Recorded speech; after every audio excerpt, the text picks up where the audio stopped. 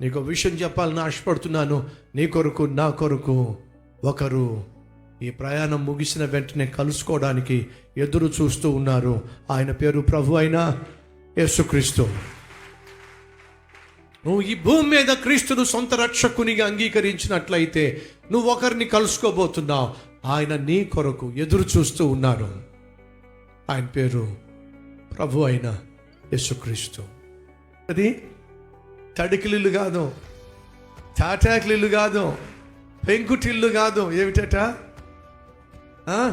ఎప్పుడు అంటా ఉంటాను, అరకాసు కోసం మీ కుటుంబంలో తిరకాసు చేసుకుంటారు, మీరు కుటుంబాలను కూల్చేసుకుంటారు. మీరు ఉండబోతుందే బంగారపు గృహాల్లో, నడవబోతుందే బంగారపు వీధుల్లో. అంత గొప్ప పరలోకాన్ని దేవుడు నీ కోసం నా కోసం నిర్మిస్తూ ఉంటే నరకానికి వెళ్తావా? ఈరోజు తెలిసే